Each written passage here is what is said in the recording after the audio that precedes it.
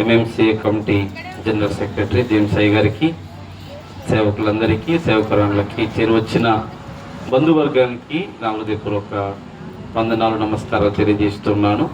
మరి ఈరోజు ఏలియా గారు మన మధ్యలో లేకపోవడం, ఎన్నోసార్లు మేము వచ్చినప్పుడు వారు ఆరోగ్యం బాగాలేకపోయినా మమ్మల్ని కూర్చోమని, తనకు చేతనైన పని తాను చేస్తూ మమ్మల్ని ఎన్నోసార్లు ఇక్కడికి వచ్చినప్పుడు వారితో మేము మాట్లాడినప్పుడు ఎంతో ప్రేమగా వారు మాట్లాడేవారు.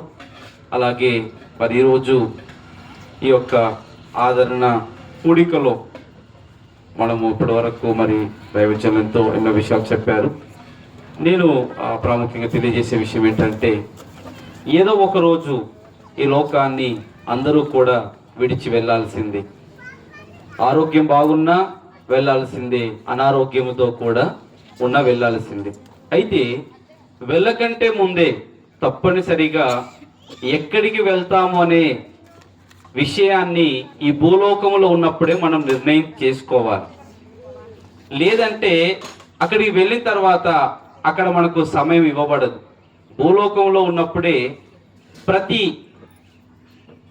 మత గ్రంథాలు కానీ ప్రతి రిలీజియన్స్ చెప్పే విషయం ఏంటంటే, 2 మార్గాలు ఉన్నాయి, ఒకటి స్వర్గం, ఒకటి నరకం అని.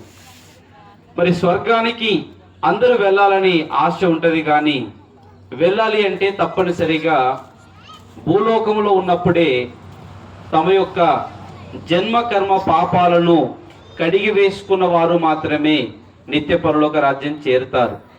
అది ఈ లోక పాప పరిహారార్థమై ప్రభు యేసుక్రీస్తు వారు 2000 సంవత్సరాల క్రితం ఈ లోకానికి వచ్చి మనందరి పాపాల నిమిత్తమై తన రక్తాన్ని కార్చారు గనుక ఎవరైతే ఆ రక్షకుణ్ణి నమ్మి ఆయన నామమందు బాప్తిస్మం పొందుతారో వారు మాత్రమే రక్షింపబడతారు అని వాక్యంలో స్పష్టంగా తెలియచేయబడింది.